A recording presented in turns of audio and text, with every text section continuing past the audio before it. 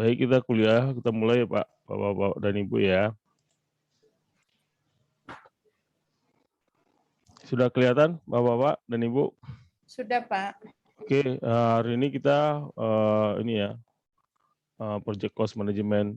Nah, tugasnya itu udah sampai di mana ya? Udah ada ngerjain tugas belum?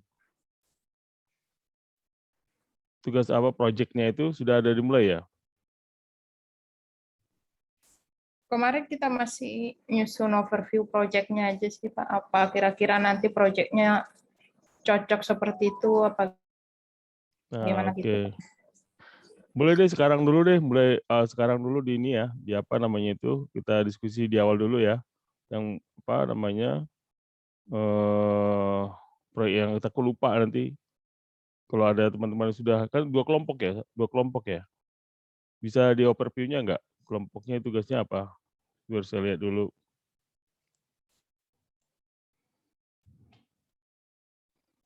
Bisa dilihatin? Ya Pak, saya dengan Mbak Riris, Mas Bazi. Mbak Esther boleh share nggak? Saya filter ya, saya ini dulu ya. Oke. Ya Mbak, saya yang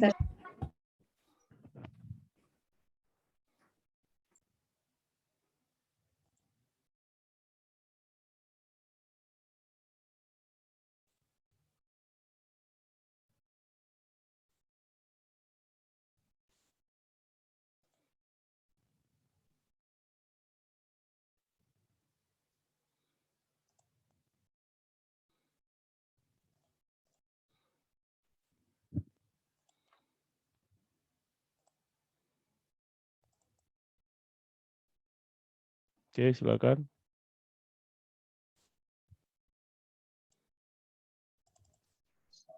Iya Pak, ini proyeknya itu PLTB Sidrap. LTB ya? Oke. Iya PLTB, ya. Yang sudah memang proyeknya sudah diresmikan Udah resmikan ya? waktu itu energi. Yang Sidrap 1 ini sudah Pak. Tapi saya nggak. Terus ada kelanjutan yang apa sih kapasitas energinya lebih kecil, nah itu kurang mengikuti deh Pak. Ini yang di Sulawesi Selatan. Oke. Latar belakangnya ini untuk renewable energy, energi terbarukan di tahun 2025 membantu emisi generalnya seperti ini. Dan ini stakeholder-nya itu UPC, ini dari UPC Sidrap Banyu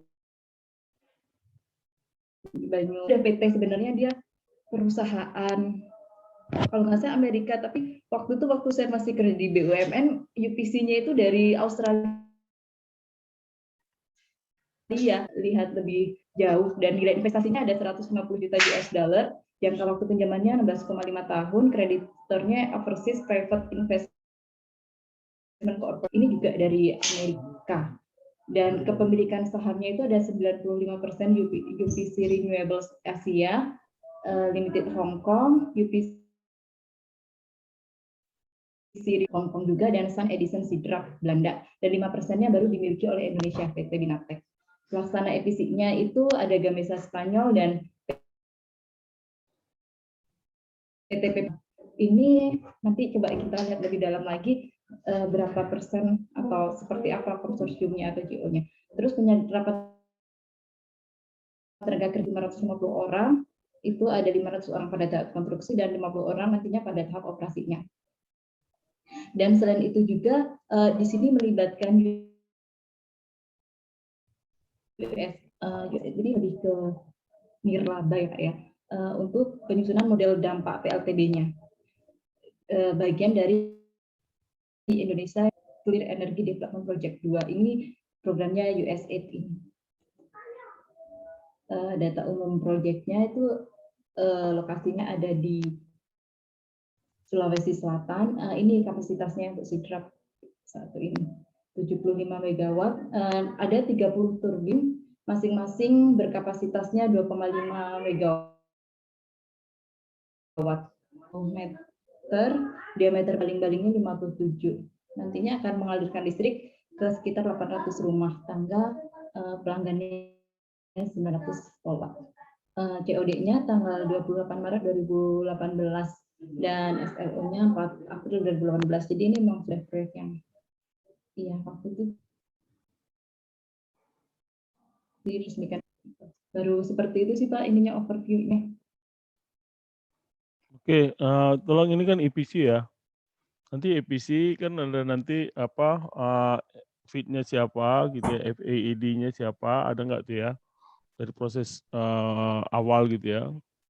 Terus ini berapa lama, terus ada basic design kan FID-nya itu. Nah, itu bisa dimasukkan apa terus habis itu nanti kan langsung DD-nya itu ya, DD sampai ke procurement-nya, prosesnya coba dilihatin secara ini ya. Ini kan udah ada. Jadi bikin aja nanti prosesnya itu mulai dari apa ya? Kalau ada studi kelayakan silakan. Nanti Ibu dari sisinya mandang dari kontraktor atau dari apa ini? Dari apa dari owner? Iya Pak. Ibu mandangnya dari owner atau dari kontraktor sebagai kontraktor revisi? Ini sih kemarin baru ambil karena ini proyeknya banyak datanya. Kemarin sih baru mencari-cari data aja yang ada di internet sih Pak, karena memang cukup banyak data yang tersedia terkait ini dan ada beberapa jurnal-jurnal juga terkait ini. Memang nggak langsung berhubungan dengan pelaku proyeknya Pak. Sejauh gitu. sejauh ini seperti itu Pak. Oke. Maksud saya itu Ibu sebagai owner atau sebagai kontraktor? Oh, Nantinya. di sini sebagai owner nih nanti sebagai kontraktor sih pandangan kami gitu nggak Mbak Riris? Bisa nggak coba apa sebagai apa nih? Ini juga Pak Pak atau Mbak Esther, kalau kita berbicara di sini untuk mengenal mana dia ekonomi tekniknya, kapan dia bisa kembali, mungkin lebih jelas dilihat dari sisi owner ya. Cuman emang Pak, dari segi dalam untuk penyediaan untuk data-data yang digunakan, kalau kita nanti menganalisa untuk outputnya di ekonomi di ekonominya itu gitu Pak Lukas. Oh, nanti output enggak, kalau saya jangan nanti ekonomi teknik masih pakai ini enggak data proyeknya? Mbak, ini Mbak, kita kuliah manajemen Mbak. Oh my God. Untuk apa ini Pak? Lupa ya. Ini nih. Ketuker ya Mbak Riris ya.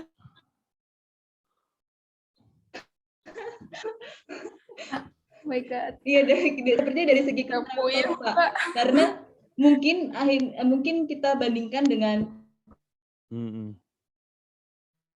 mungkin secara umum dari jurnal-jurnal yang ada, nanti dibandingkan juga dengan kebiasaan, bukan kebiasaan ya, karena Mbak Riris juga di IPC nanti mungkin akan bisa seperti itu tidak Pak? Atau kami harus ganti proyek nih Pak? Supaya lebih jelas. Proyeknya bagus, datanya saya kira udah cukup bagus ya, cuma nanti proyeknya, data-datanya aja dicari kan, Ibu kan mau ngambil proyek berapa ini proyek manajemen proses, integration, scope, communication, risk management, dan procurement management ya. Itu kan, itu dicari kan, karena kan EPC kan, ini kan bisa masuk. Nah, integrasinya kan kelihatan tuh. Nah, dari itu prosesnya bagaimana integrasinya, terus bagaimana komunikasinya, bagaimana risk manajemennya, digambarkan aja, digambarannya apa, terus apa yang didapat di situ ya. Risk manajemennya itu kira-kira mulai dari mana gitu ya. Karena kalian dapat datanya itu, ya kan. Datanya kira-kira risk manajemennya dia pakai metode apa gitu ya. Nanti hasilnya itu apa yang terjadi, katakanlah dengan menggunakan risk management itu ternyata dia menggunakan metode ya nggak tahu ya metodenya untuk bisa dapatkan sehingga dapatlah nilai umpamanya contingency plan atau apapun namanya situ kan. Nah itu sebagai risk management plan-nya. Procurement-nya ya tadi EPC-nya kan. Nah itu gimana cara apakah kalian mulai dari nol berarti nanti sehingga muncul siapa pemenangnya gitu ya. Nah itu juga bisa dikaji itu ya. Artinya sehingga kan dari mulai procurement-nya ini ya, procurement-nya berarti procurement berarti kan ada 2 procurement ya, setelah FEED atau procurement kontraktor EPC. Dan kontraktor EPC nanti procurement-nya modelnya gimana. Jadi ada 2 procurement yang nanti kalian bisa ngecek secara menyeluruh gitu. Gitu ya. Baik, Ini Pak. manajemen proyek ya, bukan ekonomi teknik. Nanti ini juga bisa gitu ya. Iya. Ya, oke. Oke, ya langsung lanjut ya. Kira-kira ada pertanyaan Koyong nggak? rasanya. Ya, Aduh. oke. Ada lagi? Ya, oke, Pak. Coba Pak Romi dengan Pak Bazi bisa perlihatkan. Baik, Pak. Ya, ya.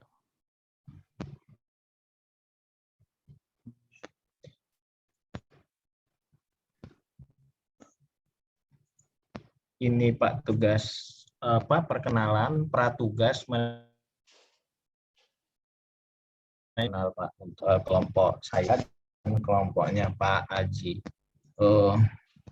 Untuk di pratugas ini mungkin kita overview dulu proyeknya.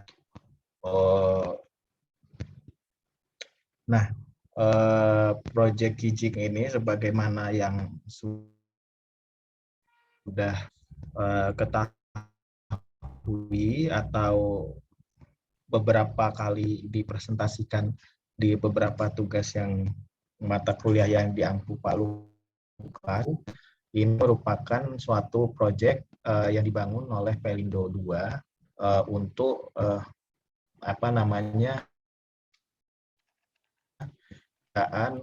untuk pelabuhan terminal curah cair, curah kering, dan multi terminal.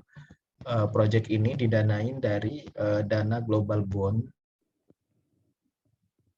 ya, Pelindo 2, kemudian dijadikan sebagai investasi di proyek pelabuhan pertama di Kalimantan.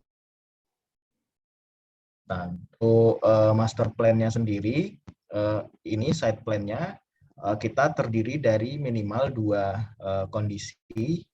Yang pertama onshore, yaitu fasilitas area darat yang terdiri dari kontainer yard atau terminal lapangan penumpukan. Di sini juga ada area fasilitas perkantoran, ada area fasilitas gudang CFS, kemudian ada area untuk bongkar muat di sini, kontainer yard. Kemudian fasilitas yang kedua ini adalah fasilitas offshore. Fasilitas offshore ini terdiri, yang pertama adalah platform pelabuhan atau dermaga yang dimensinya itu 1000 meter dikali 100 meter. Sedangkan di sisi sininya juga terdapat PMA yang menyatu dengan area dermaga, itu disebut sebagai di sini manajemen area. Di sini nanti terdapat area fasilitas perkantoran di sisi offshore. Untuk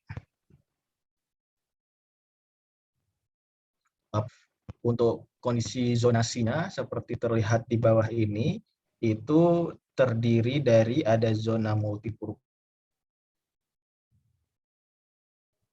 curah kering, kemudian di sini ada zona kontainer sebelum akhirnya nanti ditransfer ke area sisi darat, ke kontainer ya. Juga ada air. Kemudian dari sisi teknis, mungkin bisa dilanjutkan Pak Bazi Aji. Baik Pak, selanjutnya untuk di sisi teknis, khususnya ini untuk area offshore Pak, di mana kita ada dermaga dan port management area yang dihubungkan oleh trestle Pak. Nah ini memang untuknya ditujukan pada peti kemas sisi laut tadi offshore, dibangun dengan sistem deck on Pak, dengan elevasi kurang lebih 5 MWS. Kemudian terminal peti kemas tahap 1 ini memiliki luas 9,5 hektar, Pak. Nah, rencananya atau ultimate-nya itu akan diperluas lagi seluas 9,5 hektar area. Jadi luas totalnya untuk peti kemas yang di area dermaga ini Lanjut, Pak ya. Pak. Nah, ini adalah potongan melintang, mana untuk area ini kita sebut terrestrial, Pak. Jadi penghubung antara area darat dengan port manajemen area, Pak. Nah, ini pembangunan jalan.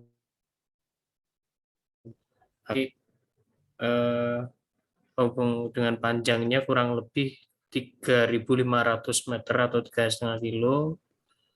Jadi jalan akses kendaraan, Pak, dipisah oleh barier. Nanti bariernya movable dan masing-masing jalur ini memiliki lebar atau lebar meter.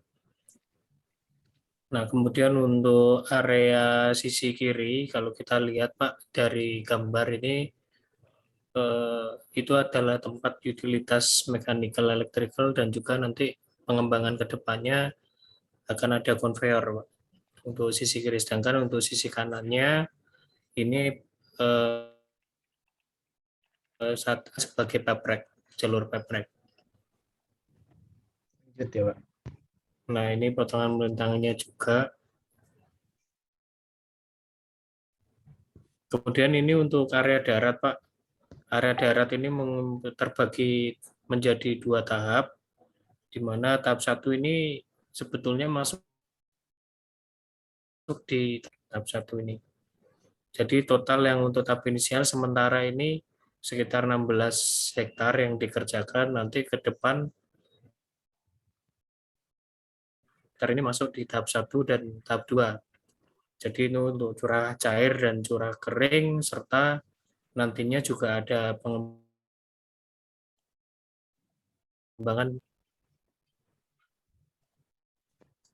lanjut.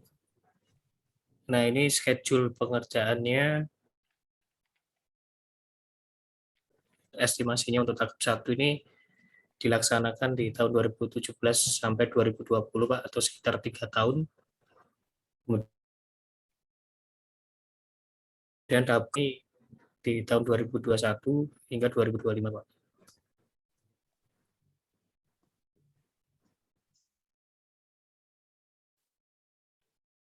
Ya, mungkin itu, Pak, kurang lebihnya untuk yang bisa kami sampaikan. Terima kasih.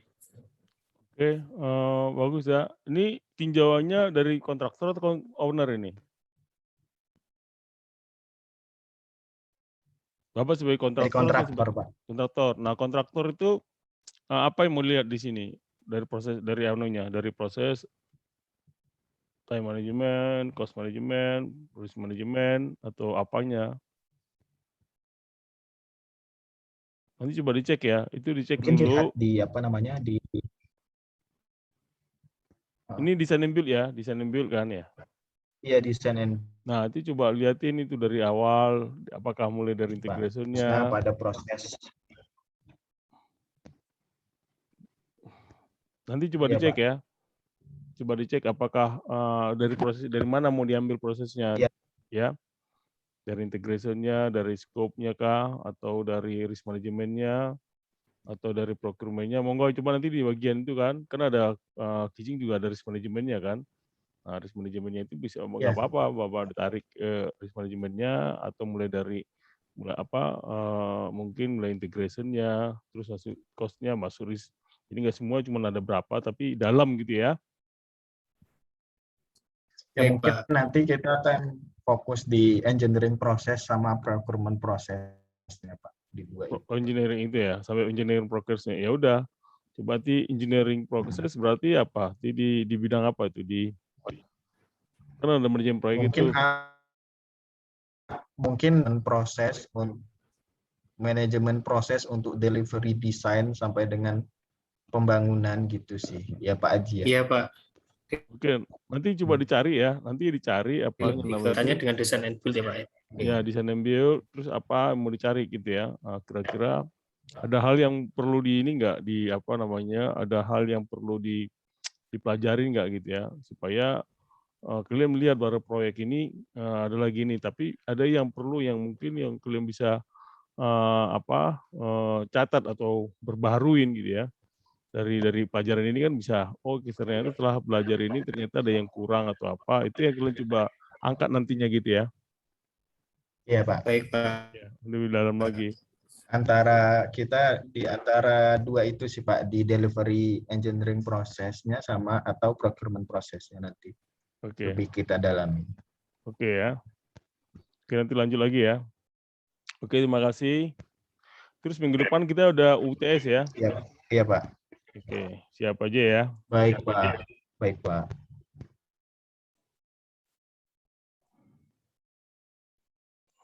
Oke, sudah ini. Nah, kita sekarang mulai dengan project cost management ya. Nah, project cost management itu apa sih gitu ya. Jadi kita dalam pelajaran ini kita coba lihat plan cost management, estimate cost, determine budget, control cost, dan nanti kita ada kelihatan tadi udah masuk duluan ya. Apa sih project cost management itu gitu ya. Jadi di project cost management ini memang adalah satu proses yang di dalamnya itu ada dalam perencanaan maupun estimasi maupun anggaran gitu ya. Termasuk pendanaan dan pembiayaan atau funding. Ini ada dua, saya pisahin tadi ya. Ada financing dan funding. Jadi financing itu kalau dia dari luar dia financing, kalau dia dari dalam dia namanya funding. Bahasa Indonesianya boleh ini kalau saya sih lebih cenderung financing itu pendanaan, terhadap funding itu pembiayaan. Juga termasuk pengelolaan dan pengendalian biaya-biaya gitu ya. Ini dalam project cost ini sudah masuk gitu ya. Dan prosesnya adalah kita pertama plan cost management, estimate cost, gitu ya, determine budget dan control cost-nya. Nah, di dalam plan cost management itu adalah proses mendefinisikan bagaimana biaya proyek akan diestimasi. Terus juga nanti kita habis itu dia melakukan estimasi ya. Estimasi yaitu proses pengembangan suatu pendekatan sumber daya moneter yang dibutuhkan untuk menyelesaikan pekerjaan proyek. Baru determine budgetnya. Jadi langkah-langkahnya itu baru determine budget. Itulah proses mengagregatkan biaya-biaya yang diestimasi dari kegiatan individu atau paket pekerjaan sehingga dapat menetapkan satu cost baseline yang diotorisasikan. Nah, control cost-nya baru diadakan control cost ya, yaitu proses memonitor status proyek sehingga dapat memutakhirkan biaya proyek dan mengelola perubahan terhadap cost baseline. Jadi di dalam satu cost management ini memang prosesnya itu bagaimana kita pertama sekali dalam mengelola gitu ya, mengelola mulai perencanaan, habis itu mulai melakukan estimasi, di dalam estimasi ini apa-apa aja yang kita lakukan gitu ya. Jadi dan juga baru menentukan anggaran. Nah, kita bagi tuh ketika FS sampai dari mulai FS itu apa yang dilakukan sampai kemudian nanti basic design apa yang dilakukan itu sampai ke DD gitu ya. DD itu kan sudah sampai selesai, berarti sudah anggarannya sudah keluar gitu ya. Baru nanti dianggarkan, baru dimasukkan ke dalam anggaran gitu ya. Baru hal itulah yang dilakukan untuk ditenderkan. Nah, proses ini yang akan kita lihat nantinya. Nah, konsepnya itu adalah project cost management ini adalah jadi biaya-biaya sumber daya dibutuhkan.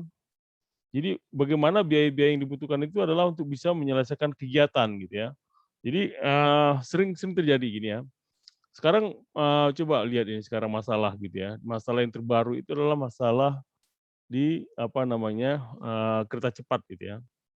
Kereta cepat itu ternyata anggarannya melebihi dari anggaran. Katakanlah pertama itu 70 triliun, sekarang udah 126 triliun gitu ya. Membengkak gitu ya biayanya. Nah, itu salahnya di mana? apakah ini terjadi sehingga terjadi ada pembengkakan itu. Nah, itu kan kita pelajarin itu ya, mulai dari awal gitu ya, perencanaan dari awal itu bagaimana perencanaannya, apakah dia waktu itu ada nggak hitungannya gitu ya, sehingga sampai membebanin kepada rakyat gitu ya, yaitu APBN gitu kan. Nah, ini adalah suatu masalah yang cukup yang dihadapin sama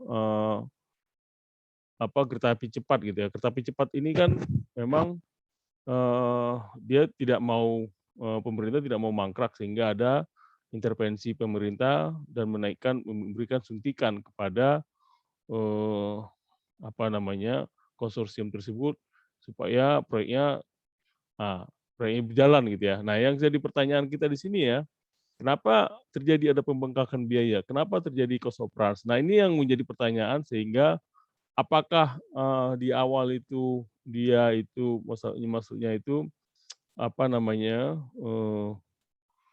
pada saat dia plan itu ya, pada saat dia perencanaan di awal itu apakah sudah dihitung apa belum?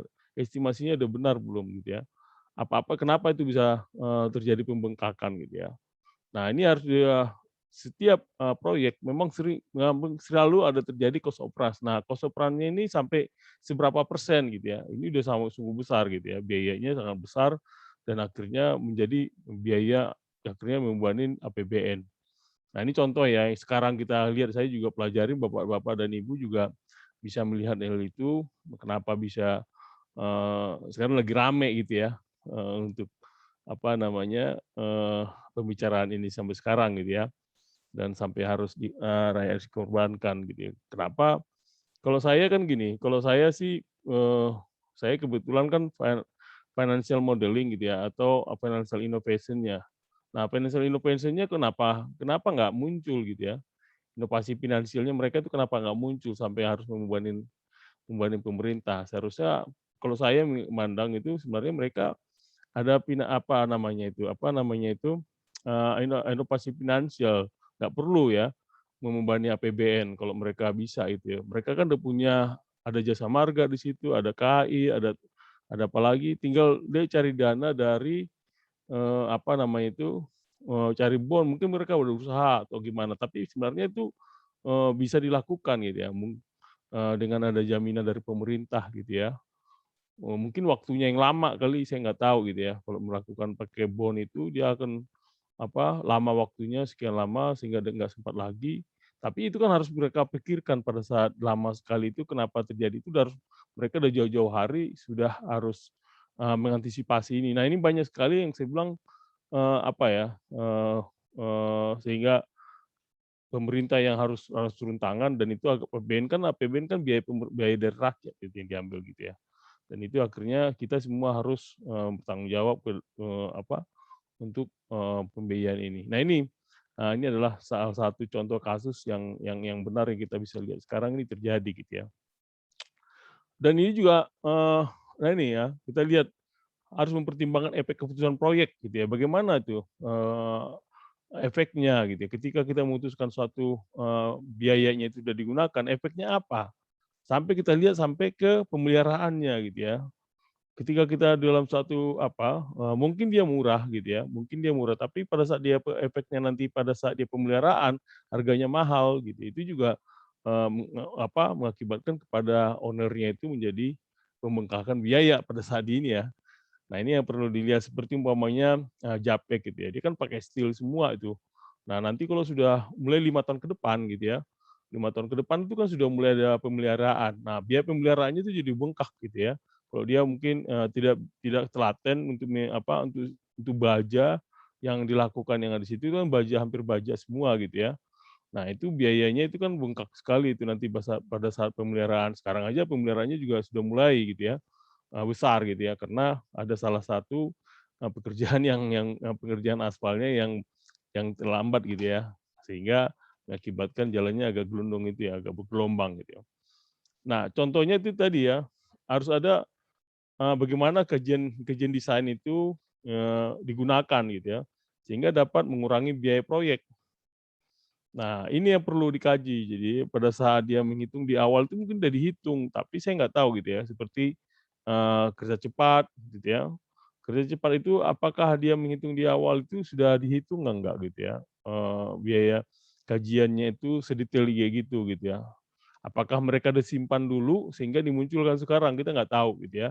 Kadang-kadang ada satu pekerjaan, dia tahu bahwa akan terjadi besar biayanya itu, cuman, dia nggak munculkan gitu ya, dia nggak munculkan, sehingga pada saat itu akhirnya muncul juga gitu, karena dia nggak mampu pada saat itu sehingga dibesarkan. Nah ini harus hati-hati juga gitu ya, pada saat pelaksanaan ketika dia, perencanaan dulu itu gimana gitu ya. Kita harus balik dulu situ di awal perencanaan dia itu biayanya berapa sih sebenarnya sampai sedemikian bengkak itu apa, biayanya sampai cost of runs tinggi sekali ya, dan itu sangat membebani itu dan itu pertanyaan gitu ya. Saya sendiri juga bertanya, kok bisa sampai sebesar itu, apa biayanya gitu ya, apa-apa aja yang dilakukan sampai sebesar itu. Karena katanya, pada saat itu, ya alasannya adalah banyak sekali ya, keterlambatan apa, equity. Sebenarnya keterlambatan equity dari mana, nggak ada hubungannya gitu ya. Keterlambatan equity dengan biaya gitu ya.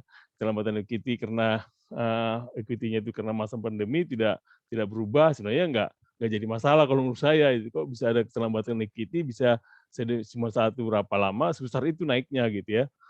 Saya nggak tahu, itu perlu kalau kita bisa lihat itu harusnya, dicek sih sebenarnya gitu ya, apa yang terjadi. Nah ini, cost ini sangat sangat sangat apa namanya, sangat benar-benar kita hitung sehingga pembengkakan biaya itu jadi sangat sangat sangat sangat bisa dijaga. Saya sendiri gitu ya, saya sendiri pada saat saya menangani proyek, itu biaya itu harus kita benar-benar cek gitu ya. Selalu ada, apa namanya itu, controller yang sangat-sangat canggih yang harus kita, apa, berdayakan sehingga potensi-potensi cost operansi itu kita ketahuin di mana gitu ya, dan jauh hari kita udah tahu gitu. Jangan sampai ini, terjadi sehingga, tidak bisa mampu lagi dilarikan ke negara gitu. Aduh, itu sangat-sangat ini sekali ya. Nah, kedua itu adalah aspek pemangku kepentingan yang berbeda gitu ya. Nah, ini contoh mulai tadi kan KCC, saya ngambil contoh lah supaya lebih gampang ya, karena Bapak dan Ibu juga sudah hari ini juga itu sangat ramai sekali ya pembicaraan itu, supaya kita juga melihatnya itu, apa namanya, lebih update gitu ya. Jadi contoh gitu ya, di apa, kereta cepat itu. Nah, stakeholder-nya siapa sih gitu ya. Nah, stakeholders-nya itu mungkin, kan banyak sekali stakeholder-nya ini.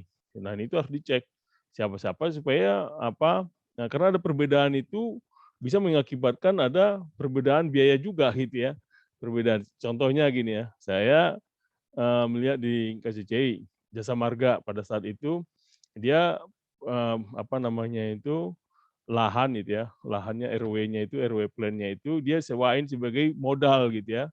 Ternyata setelah dicek, dengan kekayaan negara, RW plan itu bukannya punya Jasa Marga, tapi milik negara.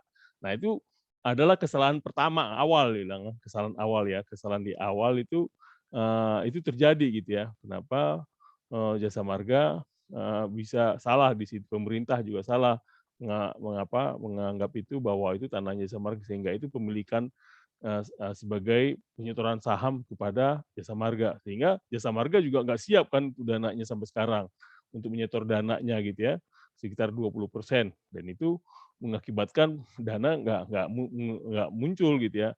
Padahal equity-nya sendiri sebenarnya, equity paling 30% kan. Nah, debt-nya itu dari mana gitu ya. Apakah debt-nya yang kurang pada saat itu sehingga harusnya mereka kalau bagus dia pakai project finance yang bagus, harusnya nggak terpengaruh gitu ya. Equity itu digunakan biasanya untuk apa? Biasanya untuk pada saat, prakonstruksi gitu ya, prakonstruksi. Sekarang udah konstruksi, harusnya equity-nya itu udah nggak jadi masalah. Yang anehnya itu muncul masalah di situ, harusnya di situ nggak masalah gitu ya. Harusnya di masa konstruksi sekarang ini, masalah equity tadi, ya mungkin dampaknya ada, tapi nggak sebesar itu. Nah ini, di konstruksi ini perlu, harus benar-benar dilihat gitu ya.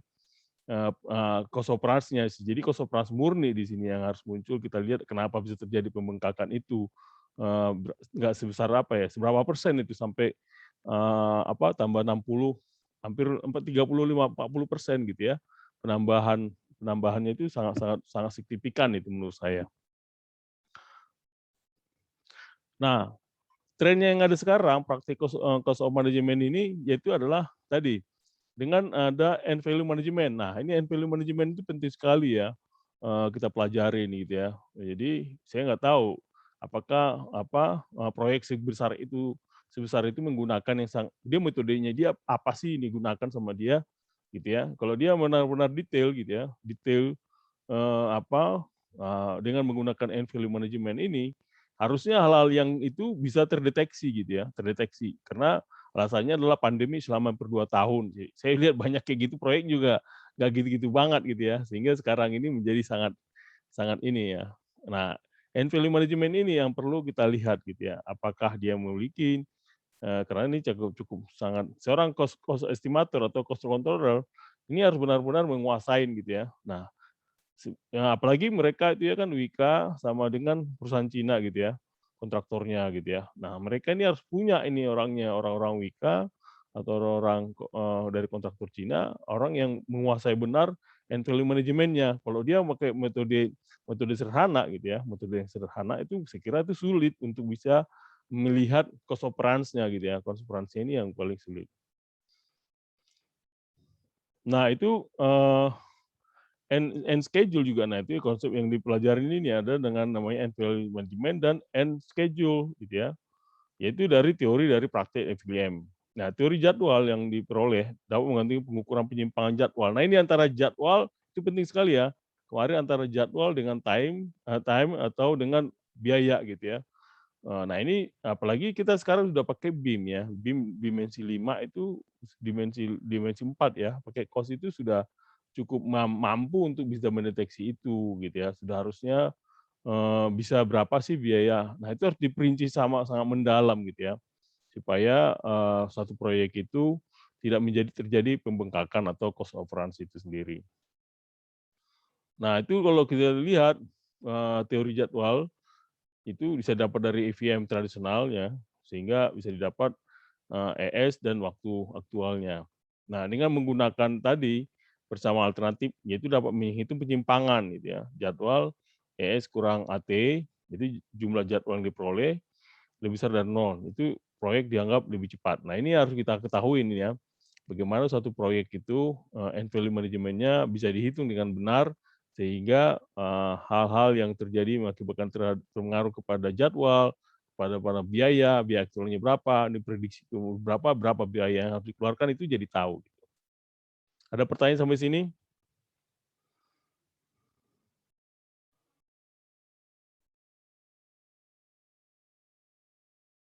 Iya, Pak.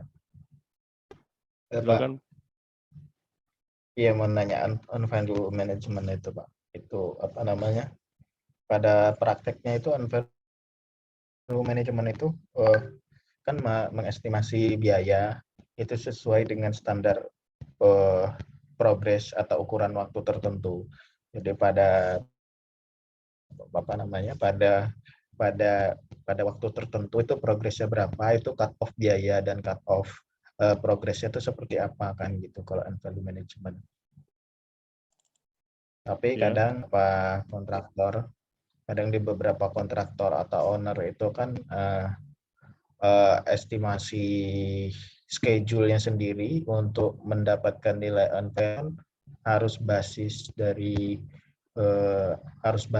schedule-nya itu harus sudah benar gitu, bukan ditembakkan gitu. Kadang ada tuh beberapa orang tuh kan basis data schedule-nya aja sendiri itu udah salah karena tembakan dulu gitu. Jadi value-nya kadang juga salah mengestimasinya gitu sih Pak kadang. Pak Lukas Iya. itu gimana ya Pak kira-kira Pak untuk Pak? Iya benar. Jadi gini ya, saya coba lihatin sekiranya saya udah hitung coba contoh end value management ya. Jadi end value management itu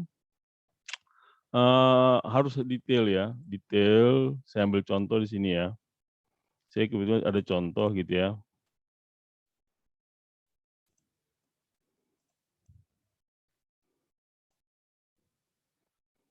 Nah, ini contoh ya end value management ini ya. Ini ada selalu contoh, itu ada 10 pekerjaan gitu ya. 10 pekerjaan ini ada mulai dan akhir gitu ya. Ada resources-nya muncul gitu ya. Baru nanti dari 10 ini akan muncul berapa sih, berapa dalam berapa ini contohnya udah, apa namanya, dihitung gitu ya. Nah, cost-nya juga dihitung gitu ya, cost-nya per item itu ini kan sederhana ya, per item itu dihitung gitu ya. Per item itu kalau umpamanya tas satu ya, tes satu katakanlah tas pekerjaan satu, pada hari pertama, kedua, ketiga, ya kan, ini udah selesai. Hari kedua itu ya, mungkin tas kedua mulai di sini dimulai dikerjakan. Kayak Bapak lah gitu ya melakukan ini kan, dengan bobot ya.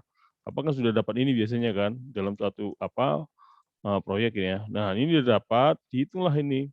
Nah, itu dianggap sebagai, apa namanya, PV-nya gitu ya. Dianggaplah ini totalnya semua, total per ini dapatlah ini ya. Nah, end value-nya itu, katakanlah, pekerjaan ini udah dapat ini 100%, ini 100%, itu 100% pekerjaan di 10 hari, di hari ke-10 gitu ya. Anggap ini, end value-nya di hari ke-10 berapa sih gitu ya. Sehingga end value-nya didapat nih, end value-nya berarti kalau dia ini, angkanya ini kan didapat 2 gitu ya. Nah, end value-nya berapa? Yaitu kali C4, dia 24, usahanya itu 24 jam gitu ya. Berarti 24 dikali, rate-nya, muncullah ini. Jadi end value-nya didapat 48 gitu kan. Kalau dia umpamanya tas 2, ya karena dia 75% gitu ya, didapatlah dia ini, gitu ya. Jadi karena dia masih pekerjaannya 60%, dan dapatlah ini.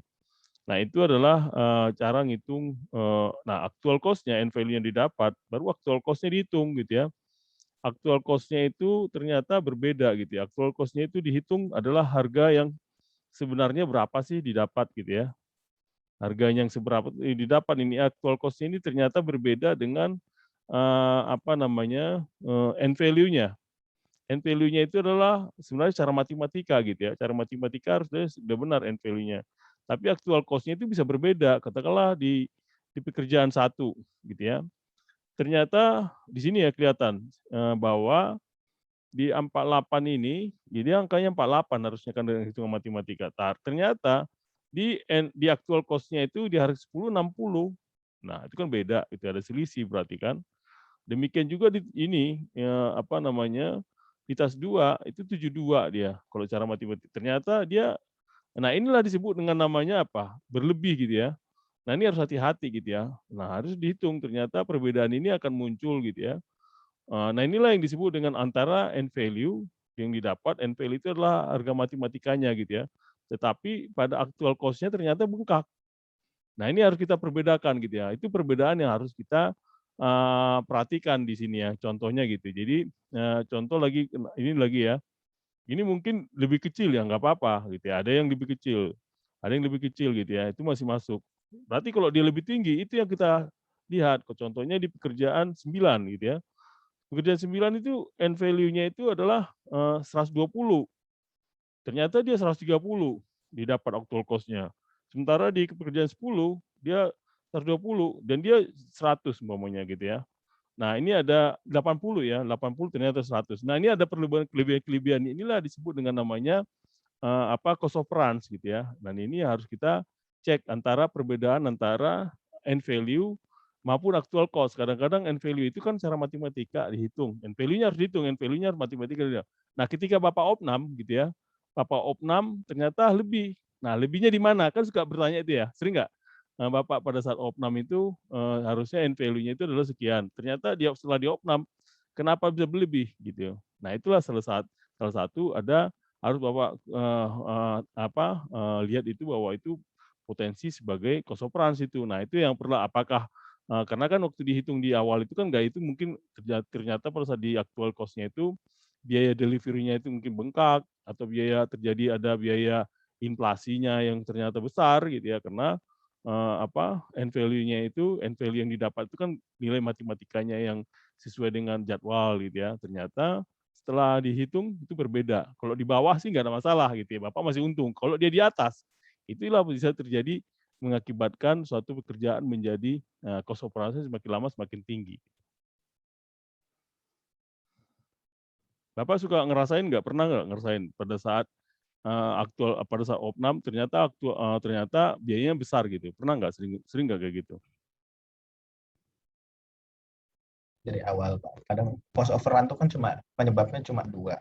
Yang pertama itu karena over volume yang dikerjakan, atau yang kedua harganya didapat itu di atas dari yang direncanakan. Nah, sebagian besar itu kalau untuk over volume itu yang sering kita lihat itu miss perkiraan awalnya di MC0-nya udah keliru. Itu kadang yang sering kita lihat, itu terlalu minimalis, tidak sesuai dengan yang seharusnya, makanya sering terjadi over volume. Kalau itu dikarenakan kadang-kadang tidak memperhitungkan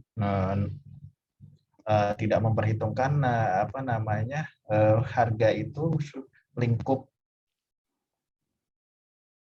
dari supplier itu seperti apa. Kadang ada harga yang cuma menawarkan loko pabrik, tapi kita optimis itu bisa loko, kan keliru.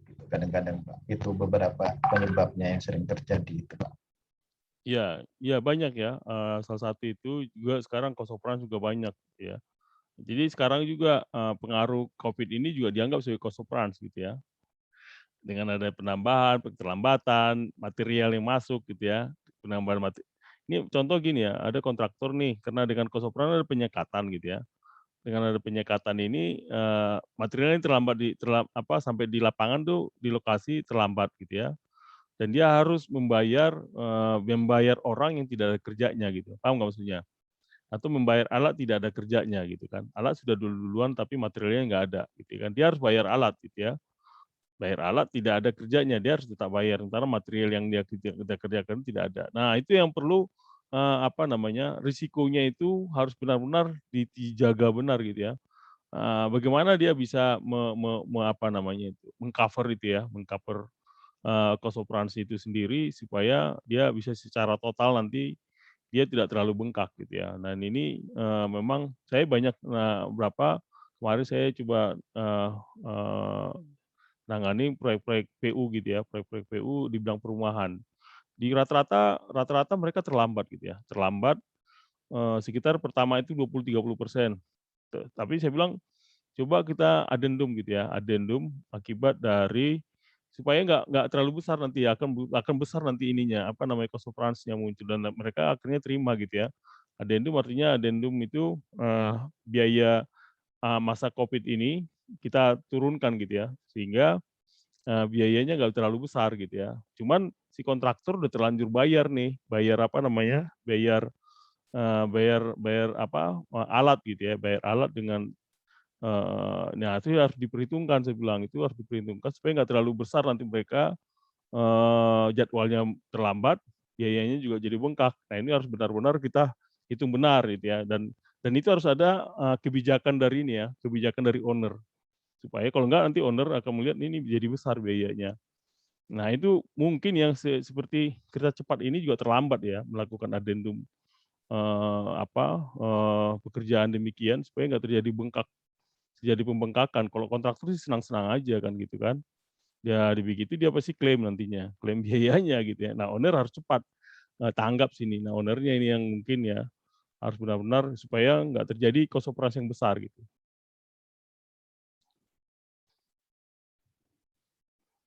Ada lagi pertanyaan? Mungkin menambahkan aja kali Pak ya.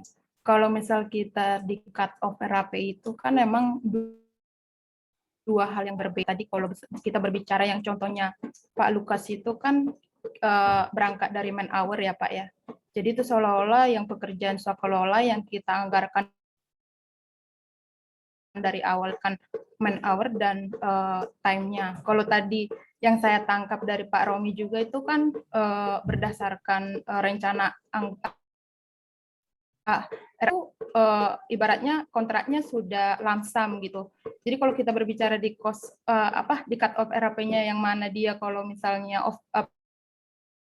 cost overrun itu emang case-nya biasanya beda sih Pak ya. Jadi kalau misalnya tadi dari segi swakelola atau biasa kita harian atau biasa digunakan oleh kontraktor dengan EPC itu kayaknya agak beda case di cut off RAP-nya, kira-kira gitu Pak Lukas ya. Ya, makanya gini, saya bilang tadi ya, owner itu sangat-sangat penting banget perannya gitu ya, di dalam suatu pekerjaan kontraktor gitu ya.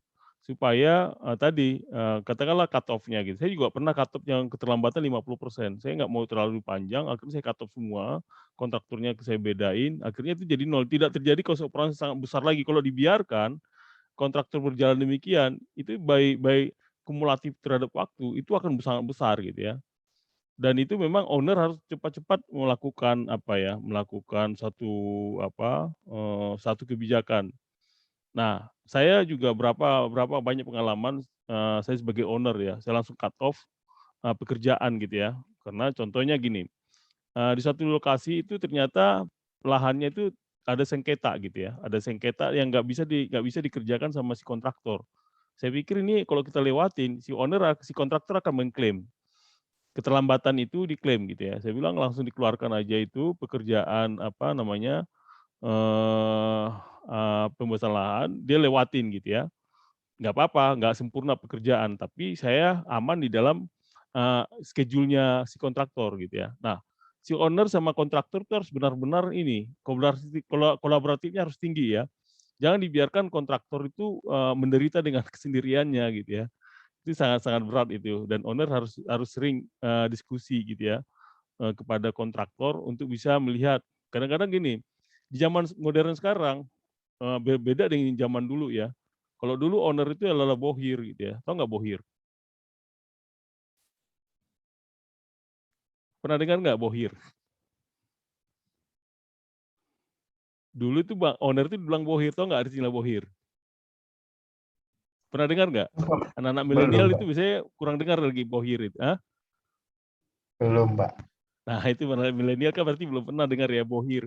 Bohir itu kan bahasa Belanda. Itu bahasa bohir itu masa penjajahan. Jadi bohir itu kastanya tertinggi gitu ya. Tidak boleh diprotes.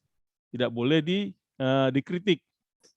Namanya zaman Belanda dulu bohir itu namanya bohir udah sangat tinggi. Jadi nggak boleh nggak boleh diprotes gitu ya, nggak boleh dikritik gitu. Nah, itu masa-masa penjajahan itu muncul kadang-kadang di proyek. Itu saya ngalamin gitu ya. Saya juga pernah jadi bohir gitu ya sebagai owner. Kontraktor itu takut banget kalau ketemu sama owner gitu ya. Takut banget, takut melakukan kritik gitu ya, takut melakukan ada diskusi gitu ya. Dan di zaman modern ini sebenarnya udah nggak bisa dilakukan istilah itu lagi. Tapi kalau saya lihat berproyeknya itu ditangani sama orang tua gitu ya, maksudnya orang-orang yang masih mengenal istilah bohir itu sangat sulit ya, karena itu sisa-sisa peninggalan penjajahan ya. Dan itu bohir itu kan sisa-sisa penjajahan itu dianggap dia sangat dewa lah gitu dalam satu proyek gitu ya. Dan tidak boleh kontraktor tuh melakukan yang itu akibatnya apa? Akibatnya itu kontraktor itu nggak berani sehingga terjadi ada pembengkakan biaya yang tidak diketahui sama owner gitu ya. Tiba-tiba karena tidak muncul jadi bola salju gitu ya. Nah, ini harus kita sekarang itu apalagi teman-teman milenial ini kan sudah nggak kenal. Nah, itu sekarang ke teman-teman milenial itu sudah cukup bagus ya menurut saya ya. Saya kebetulan GSC saya itu umurnya masih 26 tahun ya. Saya terpaksa banyak mengalah sama dia gitu ya. Dia sebagai GS, dia umurnya masih jauh muda dan dia semangatnya sangat bagus gitu ya. Dan dia nggak mengenal owner itu sebagai bohir dulu ya. Yang owner itu udah berani, dia berani berani kritik gitu ya, berani segala macam, dia berani mengklaim gitu ya. Nah, ini bagus menurut saya, nggak apa-apa.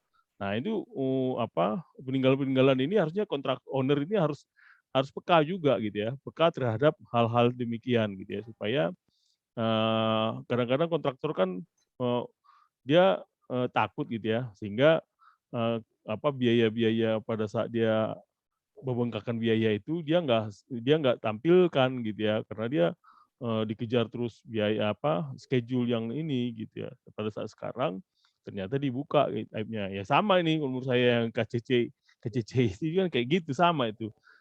Sekarang bola saljunya kelihatan sekarang gitu ya. Dulu kan nggak mau diperlihatkan Tapi sekarang harusnya terbuka gitu ya. Setelah sekarang anak-anak milenial yang megang ini, jadi cukup terbuka sekarang. Proyek itu harusnya terbuka gitu ya. Tidak ada kasta lagi. Dulu kan kasta itu ada. Bapak-bapak suka ngerasainnya itu enggak? Di proyek itu suka ada kasta gitu. Ada nggak? Iya Pak, benar. Sampai sekarang ya. Nah itu yang perlu kita buang, harusnya harus kita buang gitu ya. Itu kasihan itu ya, kontraktor itu kasihan ininya, owner juga, karena dampaknya kepada owner gitu ya. Kalau udah merasa owner gitu harus kastanya lebih tinggi. Dan itu saya ngalamin sih dulu sebagai saya owner yang punya kasta tertinggi, saya ngalamin gitu ya. Tapi saya sekarang setelah saya megang proyek, saya nggak mau megang cara modern kayak gitu, cara-cara kuno kayak gitu. Justru kita mendekatkan kontraktor, apa sih masalahnya apa gitu ya. Ininya akhirnya terbuka gitu ya. Kadang-kadang kita juga nggak tahu kita benar atau apa, terbuka semuanya, akhirnya tidak ada klaim, kerjanya bisa cepat, dan bekerjanya bisa sesuai dengan schedule gitu ya, dan biayanya juga bisa kita kita apa namanya, reduce gitu ya, reduce dengan baik. Itu salah satu cara sih ya, untuk menurut saya, apa namanya, mengurangin itu. Dan saya pernah pengalaman juga, kontraktor sudah mengalami cost of run di atas 50%. Nah, itu lebih rumit lagi itu, bagaimana meng-cut off satu kontraktor yang sudah cost of run-nya di atas 50% itu menarik sekali ya kejadian itu. Oke ya, ada pertanyaan lagi?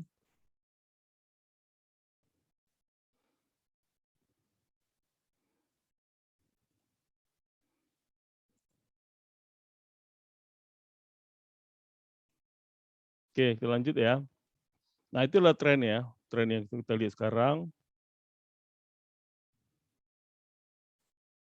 Nah, pertimbangannya apa sih untuk penyesuaiannya itu? Nah, ada hal-hal yang kita ketahui di dalam cost management itu. Satu adalah manajemen pengetahuan, knowledge management ya. Nah, ini perlu gitu ya. Dalam satu proyek itu knowledge management itu perlu gitu ya. Katakanlah nih proyek Bapak ini, proyek A, B, C, D, E yang sudah pernah dilakukan. Nah, biaya-biayanya itu berapa sih? Kalau pekerjaan ini biayanya bengkaknya berapa nih gitu ya. Nah, itu Bapak harus catat itu. Ketika nanti ada proyek yang sama, Bapak sudah punya gambaran itu. Itu gunanya penting sekali. Kedua adalah estimasi dan penganggaran. Nah, ini jelas ya. eh, Salahnya satu proyek kalau estimasinya salah gitu ya, dan dia akan salah pada saat penganggaran gitu ya. Anggarannya salah karena itu anggaran itu sebagai plafon gitu ya, sebagai plafon end value-nya tadi ya. Sebagai plafonnya yang harus dia anggarkan gitu ya, supaya nanti baik kontraktor maupun owner bisa menganggarkan biayanya harusnya berapa. Baru ketiga tuh, nah baru melakukan end value management. Nah, end value management ini ya, di cost management itu end value management itu Bapak harus menguasain gitu ya. Supaya bisa mengetahui nanti, saya harus contoh nanti bagaimana satu proyek itu terlihat gitu ya. Tadi aja sudah antara end value dengan cost aktual aja sudah berbeda gitu ya. Itu padahal dalam waktu yang sama itu perbedaannya akan muncul gitu ya. Sehingga kalau di apa kan tidak muncul ya. Kalau di apa master schedule biasa itu hanya master schedule-nya aja yang keluar gitu ya. Schedule-nya berapa, cuma itu aja yang keluar. Padahal ya actual cost-nya sebenarnya berapa munculnya. Nah, itu yang nggak pernah keluar. Nah, di end value management kita diajari untuk bisa melihat actual cost-nya berapa diperbandingkan per bulan gitu ya, ada terserah per bulan kah, monthly-nya atau per weekly, monggo aja gitu ya. Ada per semester, triwulan, silakan aja sesuai dengan metode Bapak-bapak yang digunakan. Kalau cut off-nya berapa gitu ya, apakah weekly atau bulanan atau monthly gitu ya. Itu bisa dicek gitu ya. Nah, juga menggunakan dengan pendekatan agile ini. Nah, ini agile ini saya bilang di dunia konstruksi agak sulit ya, tapi orang menariknya dengan cara tadi, dengan namanya glass planner itu ya, atau lean construction itu sekarang di dunia agile itu bisa di agile-nya itu di bahasanya konstruksi itu dengan istilah dengan lean construction atau glass planner itu atau IPD gitu ya, integrated project delivery. Nah, ini yang digunakan gitu ya untuk bisa pendekatan agile di dunia konstruksi. Tapi kalau di dunia apa namanya IT, agile itu sudah cukup biasa. Tapi dunia konstruksi pendekatannya itu ya kita gunakan dengan namanya last planner ya. Nah, yang berikutnya adalah tata kelola. Nah, ini tata kelolanya itu apa sih? Bagaimana? Apakah dia kebijakan, prosedurnya harus sudah dilakukan apa tidak? Nah, ini gunanya supaya cost manajemennya bisa baik, berjalan dengan baik. Juga pertimbangannya adaptif gitu ya. Apa itu proyek yang adaptif? Proyek dengan tingkat ketidakpastian tinggi. Nah, proyek apalagi satu proyek untuk ketidakpastian tinggi dan atau lingkup yang belum didefinisikan sebelumnya, itu akan mendapat keuntungan gitu ya dari perhitungan biaya atau prinsip karena seringnya terjadi perubahan. Nah, ini kalau satu proyek gitu ya, satu proyek dengan ketidakpastiannya yang tidak cukup tinggi, ini cukup sangat berpengaruh gitu ya terhadap satu proyek dan biayanya juga akan terpengaruh. Demikian juga kalau umpamanya mau estimasi dapat menggunakan gambaran besar, itu lebih bagus kalau seandainya estimasinya bisa menghitung gitu ya dengan baik dan dan gambaran besarnya juga bisa dihitung akhirnya bisa ketidakpastian itu bisa lebih kecil gitu ya. Tapi kalau mau ketidakpastian makin besar, risikonya semakin tinggi, nah biayanya itu akan semakin besar, itu harus diperhatikan.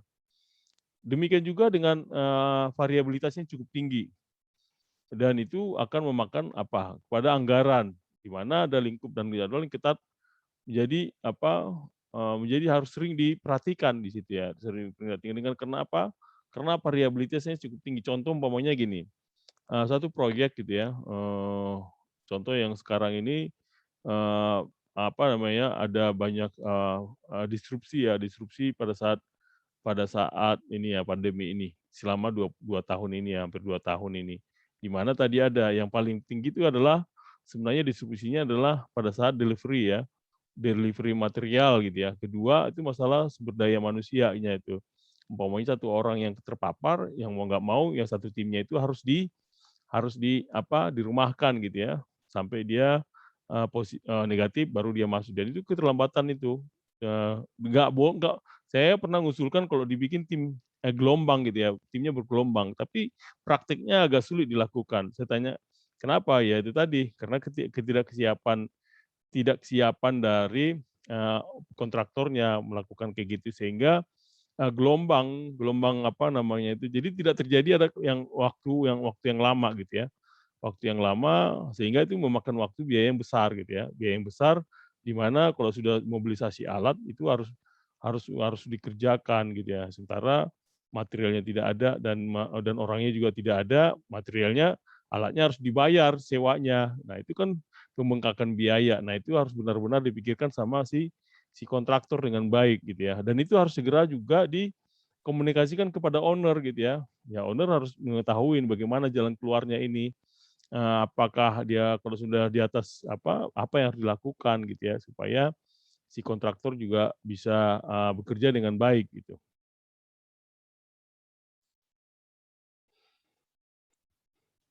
Nah, ketika kita melihat pada saat plan cost management, yaitu adalah satu proses untuk mendefinisikan bagaimana proyek akan diestimasi gitu ya, bagaimana mengestimasi, dianggarkan gitu ya. Nah, manfaatnya itu adalah kita mendapatkan satu pedoman gitu ya, bagaimana proyek itu diarahkan dengan baik dan dikelola. Nah, hal-hal yang perlu kita lihat di dalam cost management itu adalah pertama tingkat presisi, tingkat ketepatannya itu ya. Presisi yang digunakan untuk data ada hubungannya dengan jadwal estimasi biaya kegiatan. Jadi umpamanya kita kemarin itu udah belajar scope gitu ya. Scope itu harus terdefinisi dengan baik. Demikian juga karena pada saat kita mendefinisikan scope lingkup itu dengan baik, itu berarti pekerjaannya itu ada gitu ya. Dan itu ada biayanya gitu ya. Ada asalkan gini ya, ada harus hati-hati juga gitu ya. Banyak juga skopnya itu tidak terdefinisi. Artinya itu skopnya itu lingkupnya itu itu dibiayain tapi tidak ada gitu. Paham nggak maksudnya? Kalau orang bilang tuh fiktif gitu ya, skop fiktif gitu ya. Sehingga dibiayain tapi dibiayain tapi tidak ada gitu. Hati-hati sekali ya. Hati-hati sekali untuk menggunakan setiap pekerjaan-pekerjaan itu sendiri di mana ada kegiatan-kegiatan yang fiktif dan itu kontraktor juga harus terbuka gitu ya. dalam hal ini, mana yang efektif, mana yang tidak gitu ya. Efektif itu harus dijelaskan di sini, jangan sampai katakanlah owner-nya nggak ngerti, jangan sekali-sekali munculkan, itu akan menjadi bumerang juga nantinya kepada kontraktor juga gitu. Dan itu harus presisi benar gitu ya. Dan juga satuan pengukurannya gitu ya. Satuan pengukurannya itu apa? Yang benar gitu ya. Apakah dia kilogram, apakah ton, atau itu berbeda gitu ya. Apakah dia orang, hari orang, atau kepada itu harus benar. Kalau enggak nanti ada pengukuran yang salah, itu akan berhitung yang salah gitu ya. Juga prosedur organisasi. Prosedurnya itu harus dilihat benar bagaimana komponennya itu komponen WBS ya yang diperhitungkan di dalam suatu proyek. Dan juga ada threshold-nya, pengendalian ambang batas tadi itu. Contohnya tadi harus kita lihat katakanlah biayanya itu 100, jangan melebihi 100 gitu ya. Itu ambang batasnya kita kasih di 100. Mungkin ada itu udah dihitung ya. Paling maksimum itu 100 umpamanya. Paling yang kita masuk itu adalah 80. Tapi kalau lebih 100, nah itu ambang batas itu udah melebihi. Harus hati-hati sekali lagi untuk bisa melihat dari ambang batas itu sendiri gitu. Ada pertanyaan sampai sini?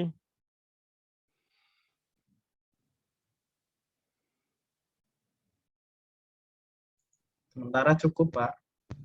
Oke ya, cukup jelas ya. Nah, untuk itu, apa sih input yang harus dilakukan ya dalam project management plan ini? Nah, schedule management plan-nya. Nah, schedule management plan itu adalah bagaimana kita menetapkan kriteria tadi, schedule-nya ya. Nah, kalau umpamanya di dalam kurva S, itu kan pembobotan. Gitu ya. Di pembobotan itu akan kelihatan schedule-nya berapa, di waktu kapan, biayanya berapa per waktu itu, dan itu harus diketahui gitu ya.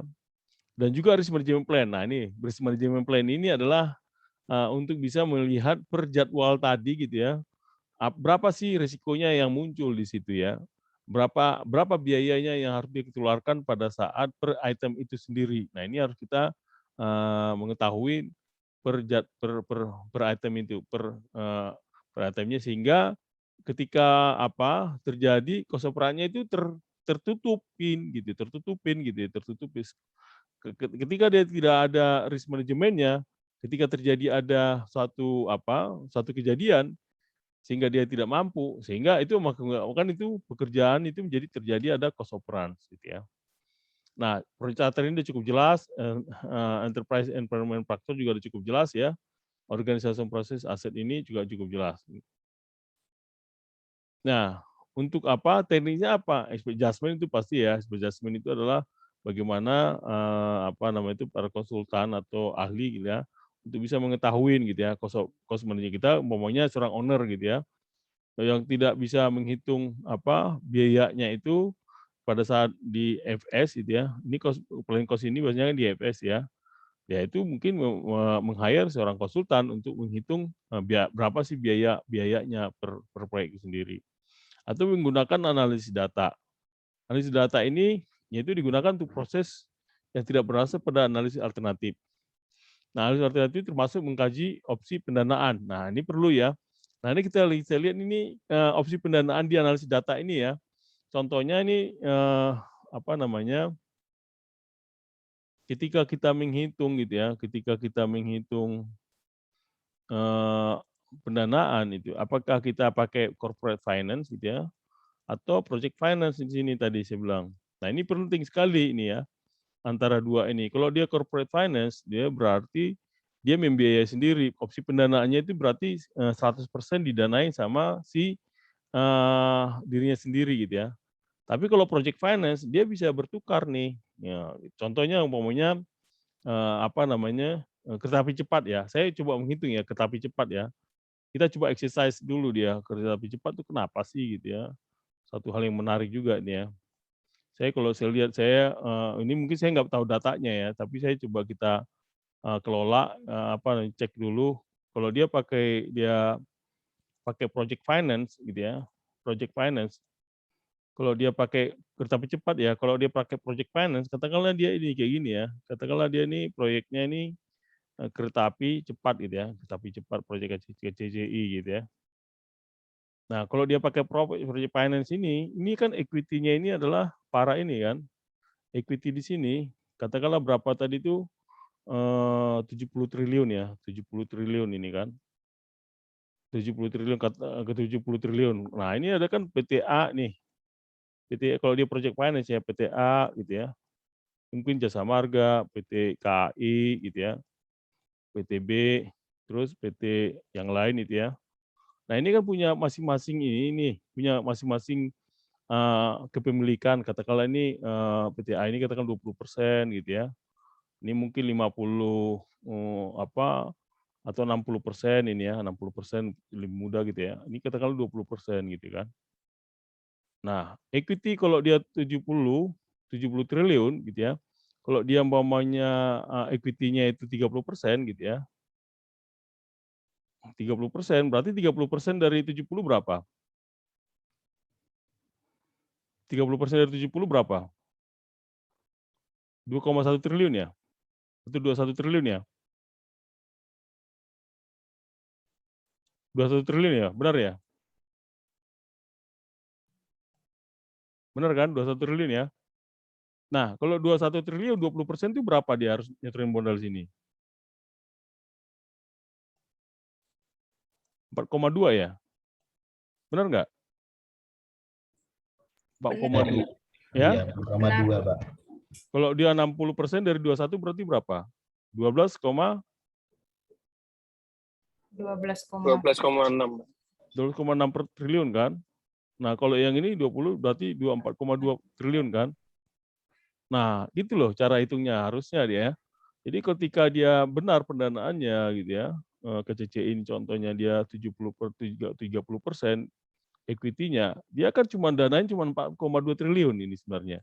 Nah, ini disetorkan ini 42, 12 ini sebenarnya ini disetor pada saat prakonstruksi nih harusnya sudah selesai ya.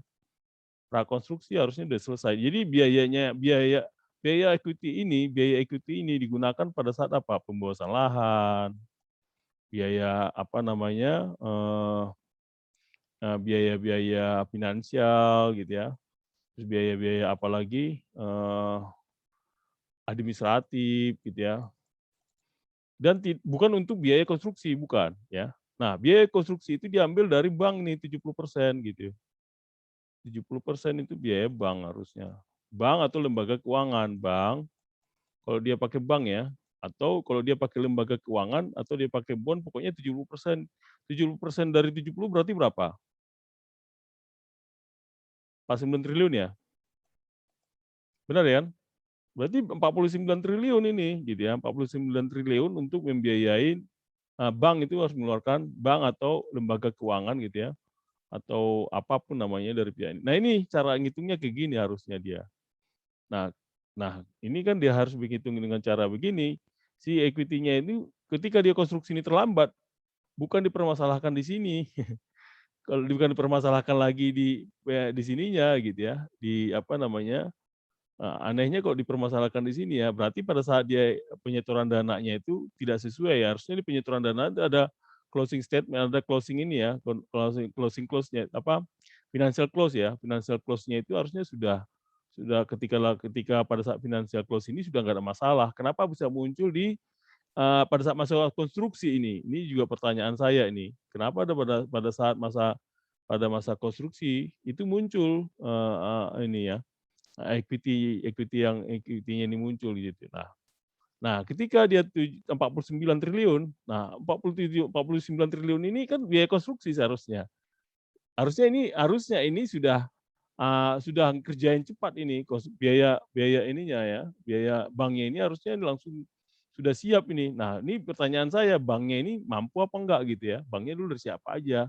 Konsorsium banknya ini mampu enggak dia menghitung 49 triliun tadi gitu ya? Jangan-jangan dia nggak mampu, akhirnya ini bengkak semua di sini. Nah, katakanlah terjadi pembengkakan biaya gitu ya, 125 triliun. Nah, 125 triliun ini, katakanlah 126 gitu ya, memang sehingga di sini 126 triliun dibagi 30 berapa nih? 30% berapa nih? 125 kali 30% berarti 375. 37 ya, 0,5 ya? Benar nggak? Benar, Pak. Nah, Kan ini 37,5, katakanlah dia 42 triliun. Berarti kalau 20% dari 75 berarti berapa nih? Katakan 20%-nya. Berarti 6 triliun ya. 7,4 lah katakanlah gitu ya. 7,5 triliun ya. Contohnya gitu ya. Nah, 7, triliun berarti sisanya berarti berapa? Berarti 3,2 lagi triliun yang harus dia setor lagi kan gitu. Nah, sekarang permasalahannya kenapa bisa muncul ini 125 triliun ini gitu. Nah, ini akhirnya dibebankan kepada si penyetoran modal di sini yang muncul di sini ya. Penyetoran modal akhirnya dia masuklah, akhirnya dia harus membiayai lagi 33 kurangan lagi 3,2 triliun lagi gitu ya. Karena ada pembengkakan ini. Nah, yang ini tetap aja akhirnya jadi nambah nih, banknya jadi nambah berapa? 70 kali 125 berarti berapa? Berapa persen ini? Berapa triliun jadinya nih? Bank harus bayar.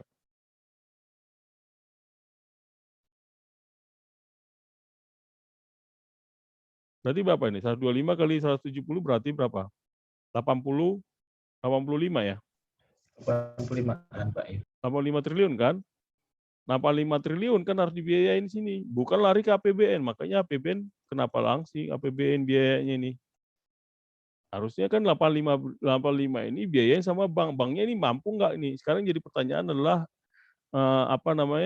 debtornya gitu ya. Apakah ini semua dibiayain dari equity-nya itu dibiayai sama bank, sama APBN gitu ya. Nah, ini adalah pertanyaan-pertanyaan yang harus dijawab sih sebenarnya ini. Ada dua hal yang harus dijawab mereka nih ya, kalau menurut saya gitu ya. Apakah APBN itu membiayainya si bank atau dia membiayai equity gitu ya, APBN ini gitu ya. Kalau dia membiayai equity seharusnya sambil jalan ini bisa gitu ya.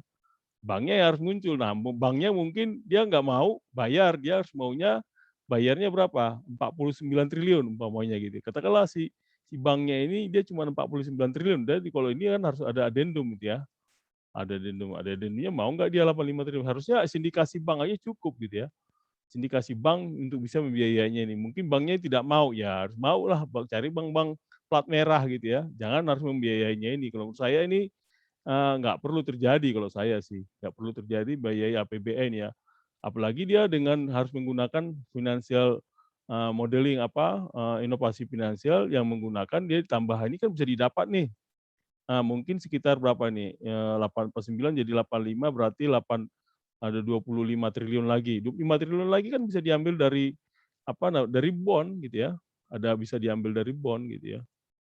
Dari bond bisa diambil sih sebenarnya biayanya ini. Dia mungkin nggak mesti harus dari bank lagi. Banknya ini bisa dari satu, ada lagi kedua dari bondnya lagi gitu ya yang muncul. Tapi ya itulah ini kita kan hitung kita lihat dari luar ya. Kita nggak tahu dalamnya itu sendiri bagaimana. Tapi ini kalau kita lihat dari luar pendanaannya itu harusnya masih mampu lah dia ke CCI ya. Kecuali dia cut off-nya sampai berapa, harus di-cut off benar nih, jangan muncul tiba-tiba APBN langsung terima, karena ini APBN-nya adalah uang rakyat sih menurut saya, dan itu harus hati-hati juga ya, menurut saya sih ya.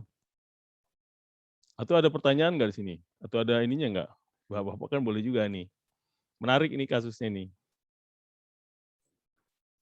Pak, kemarin sekilas kan ngelihat proyek kereta cepat ini juga ada opsi tadinya mengangkat ini proyek Pak ya. Karena saya lihat dia kan konsorsium antara Cina dengan 4 APBN BUMN ya Pak ya.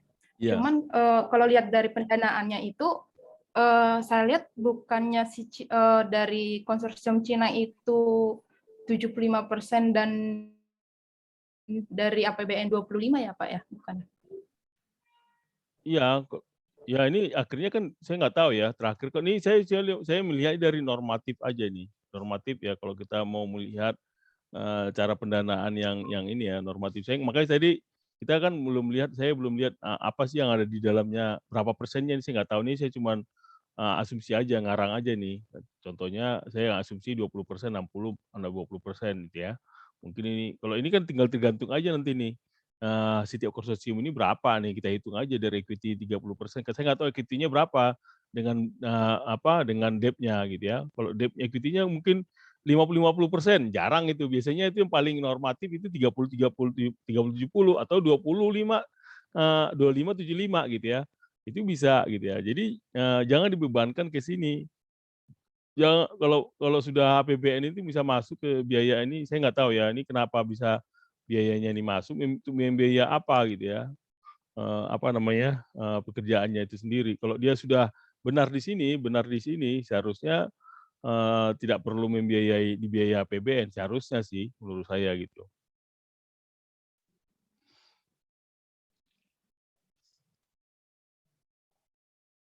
Ada pertanyaan lagi?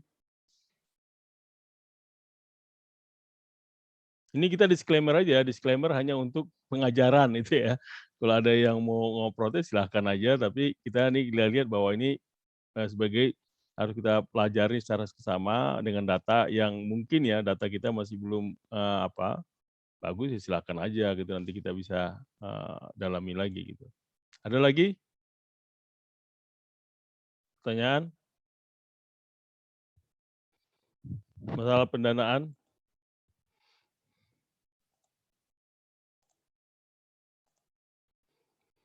Oke ya, tadi itu sekilas saya ambil contoh gitu ya, kasus ya yang saya coba lihat situ, dan ini cukup karena melihatnya itu sebenarnya masih bisa kita ini kan ya.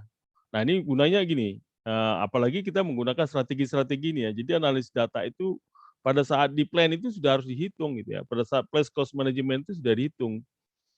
Strategi untuk pendanaannya itu sampai di mana. Kalau dia mungkin strategi pendanaannya itu di awal itu, siapa yang mendanain gitu ya, harusnya itu sampai sekarang itu sudah komit gitu ya pada saat pelaksanaannya. Apakah self funding atau pendanaan dengan ekuitas atau pendanaan dengan utang tadi gitu ya. Dia pakai project financing atau corporate financing tadi. Nah ini tuh cukup udah jelas lah itu sebenarnya. Nah juga bisa menggunakan rencana manajemen biaya yang sangat detail ya, yang dia gunakan ya. Bisa tadi ini kan gini, apakah dia membeli dengan cara leasing atau apa, kan data-data biaya-biaya pendapatan yang harus dihitung, di situ kan bisa dihitung sebenarnya ya, pada saat dia seperti itu ya, pemerintah gitu ya. Pemerintah tuh RW plan-nya itu ya, RW plan itu jadi menarik juga nih, RW plan yang ada di situ, Jasa Marga salah hitung gitu ya, dianggap itu tanahnya, ternyata tanah DJKN gitu ya, tanah Menteri Keuangan itu sebenarnya, tapi nggak bisa diklaim sama ini pembelajaran sangat berharga ini, untuk biaya tanahnya itu sendiri tidak bisa diklaim lagi buat sama BUJT-nya di situ ya. Tapi harus bisa dibuktikan karena itu ternyata penyetoran dananya si Jasa Marga itu berdasarkan setoran lahan dia sewa gitu ya. Itu yang disetor sama dia gitu dan kemarin berbalik sama dia setelah dicek dia harus menyetorkan duit. Nah ini Jasa Marga keberatan bisa jadi kayak gitu kan untuk bisa melihatnya. Gitu.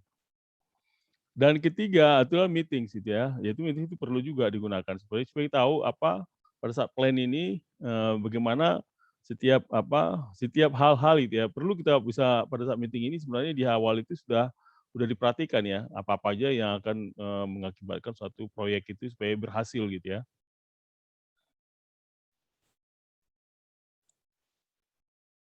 Nah akhirnya pada outputnya itu adalah cost management plan itu adalah unit of measure, level of precision tadi, level of accuracy sudah muncul, organization proceduring, control threshold, rules of performance measurement, reporting format, dan additional detail. Nah ini kalau kita lihat cost management plan-nya ya, cost management plan-nya sehingga didapatlah input tadi project charter, project management plan. Dan ini sangat bagus ya sebagai sebagai pengetahuan awal untuk sebagai prosedur untuk membuat suatu project project cost itu ya. Project cost itu kan dia harus mulai dari plan ini, kalau saya anggap itu sebagai pada saat dia feasibility study ya. Feasibility study itu udah mulai keluarkan ini gitu ya. Nah, ketika estimate cost gitu ya, estimate cost itu apa sih yang digunakan gitu ya. Itu adalah suatu proses kita sampai jam 8.30 ya? Benar ya? Ya, Pak. Dan setelah ini adalah langsung kuliah kan? Nah, dia estimasi biaya estimasi Ada ini Benar, Pak. langsung ada ya. 30. Oke. Jadi Iya, Pak. estimasi biaya ini adalah proses yang harus kita lakukan. Jadi di sini harus seorang estimator harus bertanggung jawab penuh gitu ya. Variasi-variasi dari estimator sendiri. Nah, di dalam pelaksanaan input yaitu dia harus melakukan project management plan ya, termasuk quality management plan ya. Quality management plan juga harus dia termasuk tadi scope baseline-nya ya. Scope baseline-nya itu tadi lingkupnya. Kalau lingkupnya suka berubah, itu akan mengakibatkan estimasinya jadi banyak berubah.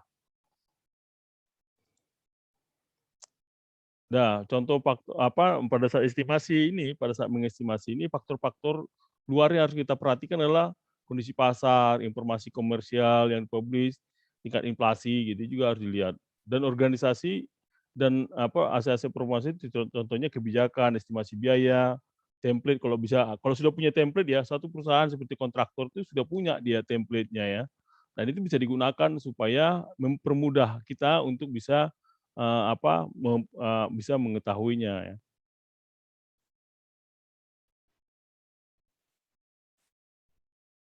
Ini Common Press-nya aja, saya lompatin aja ya. Nah, akhirnya itu input yang harus dilakukan estimasi cost itu adalah risk register gitu ya. Risk register tadi, risk register penting untuk bisa di dalam setiap estimasi itu ada keluar biaya-biayanya, risiko-risikonya berapa yang harus kita keluarkan.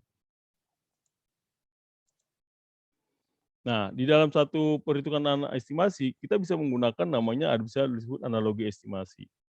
Nah, analogi ini biasanya biayanya itu tidak terlalu tidak terlalu besar dia biasanya dia menggunakan expert judgment lah seperti konsultan yang sudah bisa menghitung dan akurasinya lebih kecil biasanya. Nah, kalau metrik itu sudah mulai ya menggunakan statistik gitu ya. Dan akurasinya sudah mulai bagus gitu ya, karena dia menggunakan parametrik. Nah, kalau bottom up itu sudah sangat lebih detail lagi, biayanya sudah sangat detail dan biasanya ini sudah digunakan untuk biasanya kalau sudah sangat detail bisa digunakan untuk pengadaan. Nah, ini adalah contoh-contoh yang digunakan ketika melakukan estimasi. Ada 3 data yang kita tahu sehingga cara yang dihitungkan bisa dengan 2 cara gitu ya. Yaitu triangular distribusi dengan beta distribusi untuk bisa melihatnya ya. Kalau triangular itu langsung rata-rata, tapi kalau beta distribusi dia tuh yang optimis tambah 4 kali yang most likely tambah yang pesimis dibagi 6. Gitu ya. Nah, di dalam analisis data yang perlu diperhatikan adalah analisis alternatif, reserve analysis dan cost of quality-nya. Ini contoh ya untuk bisa melihat apakah metode estimasi itu sesuai apa enggak. Nah, kalau dia pakai metodenya parametrik, biasanya itu feasibility studies ya dan project justification parametrik. Tapi kalau metodenya functional element dan analogi, itu biasanya basic design ya, concept selection, intermediate design, selection. Kalau sudah mulai pakai unit market price, itu udah masuk sampai final design selection, pretender. Nah, ini pretender ini kalau sudah pakai unit market price itu udah kayak DD lah kita bilang. Tapi kalau sudah sampai ke industrial engineering dan material dan robotik sudah muncul, itu bisa final design selection. Itu bisa juga digunakan pretender estimasi. Lebih detail lagi ya, detail desain yang sudah bisa digunakan di sini. Jadi cara-cara untuk bisa melihat metode estimasi yang digunakan kalau kita katakanlah masih FS itu pakai metrik ya cukup. Tapi kalau mau basic design bisa pakai functional element dan juga kalau udah ide sudah harus pakai sangat detail tadi. Nah, ini kita lihat ya jenis-jenis keakurasian dari suatu biaya itu tadi. Kalau dia magnitudenya itu minus 25 sampai 75%. Ini adalah metode jenis akurasi ya, jenis trompet ya. Semakin dia detail, dia berarti dia semakin pretender tadi ya. Dia harus tingkat kesalahannya itu 5 sampai 10% ya. Tapi kalau umpamanya tingkat akurasinya 85 ya, 85 plus minus 10%. Nah, ini kalau dia review dia itu pasti plus minus 60% ini desainnya. Tapi kalau ini masih sangat-sangat ini ya, sangat besar ya, risikonya cukup besar. Dan ini kalau kesalahannya itu 25 sampai 75% bisa terjadi kalau masih FS.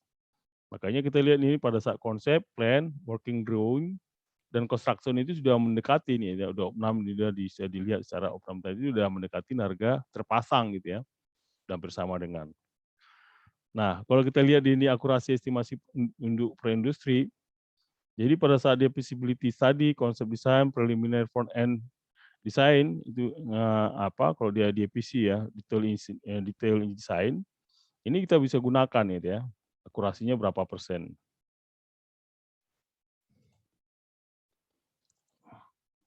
Baru menentukan budget. Nah, pada saat kita mengetahui itu, kita mau melakukan penentuan budget ya, anggaran tadi kita tentukan.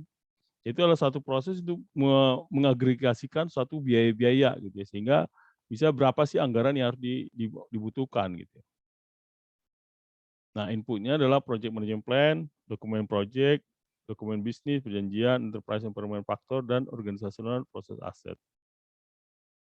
Nah, cost aggregation itu apa? Yaitu adalah jalur kegiatan estimasi biaya yang diagregatkan.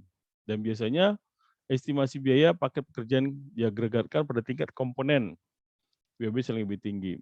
Nah, analis datanya itu adalah kita bisa gunakan ya, analis datanya untuk bisa menghitung, kita harus mengelola unknown and unknown yang juga apa yang bisa mempengaruhi proyek itu sendiri. Nah, kita juga bisa melihat rekonsiliasi batas pendanaan, nah funding itu, dan juga pendanaan atau financing. Jadi financing dan funding itu kita harus perhitungkan gitu ya. Funding itu kan kalau dia pendanaannya dari dalam, tapi kalau financing itu pendanaan dari luar, itu sendiri harus dicek gitu ya.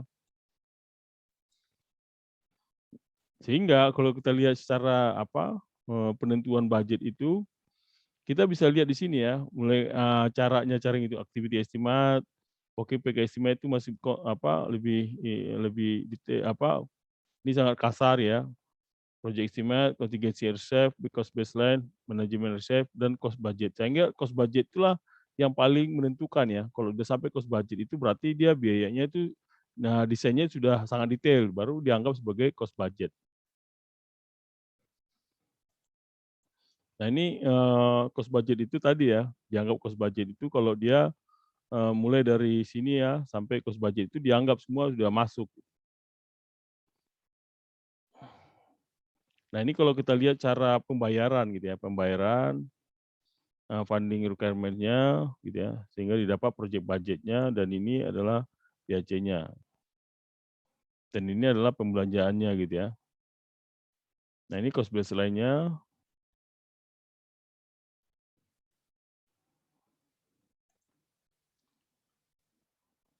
Nah kalau ketika kita menghitung, ini ada inputnya tadi ya, tools dan teknik tadi kita diskusikan tadi ya. Nah baru kita masuk ke cost control tadi ya. Nah cost control itu tadi adalah pengendalian biaya supaya biayanya itu terkendali dengan baik. Nah, fungsinya itu di mana? Nah, itu tadi kita pakai end value management ya. End value management itu gunanya bisa melakukan pengendalian biaya yang harus kita gunakan. Nah, faktor-faktor apa? Pengendalian biaya itu termasuk apa sih? Yaitu tadi mempengaruhi faktor-faktor yang menciptakan perubahan hingga cost baseline yang disahkan. Itu ada perubahan ya terhadap cost baseline tadi. Juga meyakinkan semua permintaan perubahan ditindaklanjutin dalam bentuk waktu. Mengelola perubahan aktual ketika proyek terjadi, meyakinkan bahwa pembelanjaan biaya tidak melebihi pendanaan yang disahkan, itu supaya nggak terjadi cost operance ya. Makanya biayanya itu harus pendanaan dan biayanya itu harus benar-benar dihitung. Dan juga monitor kinerja biaya untuk mengisolasi dan memahami varian dari cost baseline-nya. Memonitor kinerja pekerjaan terhadap dana-dana yang banjakan, mencegah perubahan yang tidak disetujui, menginformasikan pemangku kepentingan, dan juga membawa cost operasi diharapkan dalam batas yang dapat diterima. Jadi cost operasi itu sendiri harus bisa terkendali dengan baik gitu ya. Itu yang harus kita cegah gitu ya, supaya cost operasinya nggak terlalu besar. Makanya banyak hal yang harus digunakan. Ada pertanyaan sampai sini?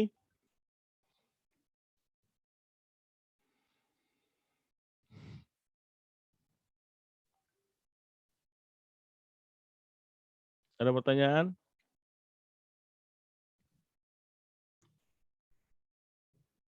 Sementara yang pengendalian biaya ini Pak, sama seperti value management tadi ya Pak ya, prinsipnya Pak ya. Ya, jadi kita menggunakan tadi ya, cost control itu bagus menggunakan end value management ya.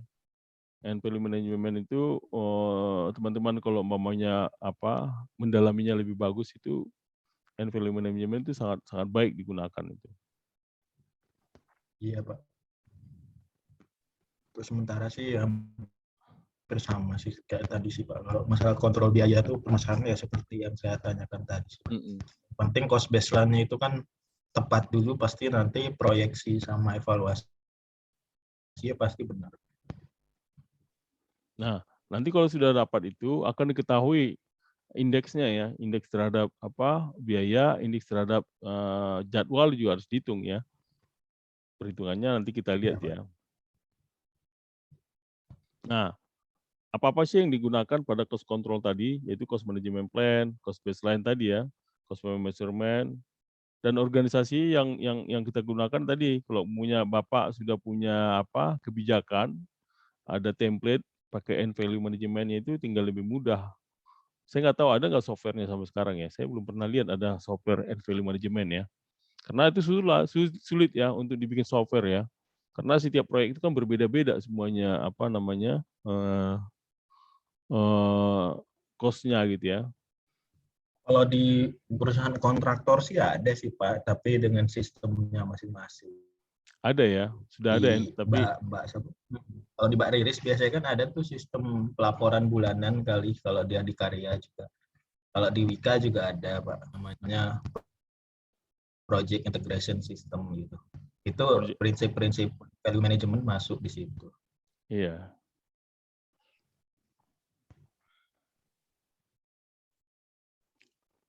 Oke, nah ketika dia tools-nya itu apa-apa aja tadi ya, bisa menggunakan analis varian, and value analysis itu ya, EVA, forecasting dan financial analysis ya, analisis finansial. Nah, end value management analysis ini itu biasa itu adalah membandingkan baseline dengan pengukuran kerja pada jadwal aktual. Dan value management itu adalah mengintegrasikan scope baseline dengan cost baseline dan schedule baseline untuk membentuk baseline pengukuran. Nah, end value management itu juga mengembangkan dan memonitor 3 dimensi ya, termasuk plan value tadi dihitung, plan value ya. Terus anggaran disahkan dinilai pada pekerjaan terjadwal, end value-nya, ukuran pekerjaan yang dikerjakan, disusun dalam bentuk baru actual cost ya. Actual cost itu diwujudkan dengan biaya yang terjadi pada pekerjaan yang dikerjakan sesuai kegiatan. Jadi actual cost itu kalau kita bahasa opnam ya, biaya opnam gitu ya. Biaya aktual itu dianggap sebagai biaya opnam, berapa sih sebenarnya terpasang gitu ya. Biaya yang terpasang itu berapa. Nah, itu disebut dengan actual cost. Nah, ada juga dengan varian analisis itu digunakan dengan value management adalah penjelasan sebab, dampak, dan tindakan koreksi yang digunakan ya. Yaitu CV sama dengan EV kurang AC gitu ya. Baru jadwal sama dengan CV schedule varian ya, sama dengan end value kurang plan value-nya. Jadi VAC sama dengan BAC dikurangi AC. Baru atau menggunakan dengan trend analysis.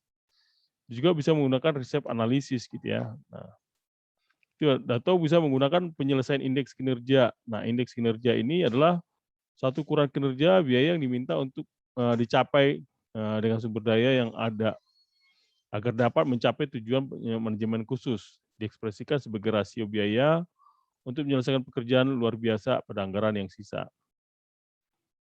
Nah, ini dia ya contohnya ya, cara untuk bisa melihat actual cost tadi gitu ya. Tadi kan ini baseline ya, baseline ini kan plan value gitu ya. Jadi ini pada saat dia dihitung di sini, kita akan menghitung berapa sih actual cost ya, aktual kan muncul. Nah, actual cost itu sekitar mungkin dia naik gitu ya, atau end value-nya tadi ya, end value-nya tadi bisa jadi kayak gini. Nah, ketika dia HCT, kita bisa lihat gitu ya, bisa dihitung dia kemungkinan ini forecast ya. Nah, ini forecast ini bisa mencapai di sini nih. Kalau dia umpamanya actual cost-nya ternyata lebih tinggi gitu terus gitu ya. Ternyata lebih tinggi terus, itu yang mengakibatkan harus ada manajemen reserve gitu ya, cadangan itu ya, harus dikeluarkan. Ini adalah sebagai cadangan. Kalau dia melebih lagi di sini, ini bisa jadi anggaran proyek yang harus disiapkan gitu. Anggaran proyek harus disiapkan berapa sih yang kelebihan di sini, karena dia kalau dia bisa lebih di sini ya. Nah, inilah bisa dianggap kalau semakin tinggi dia mengakibatkan sebagai apa? Nah, sebagai cost of runs.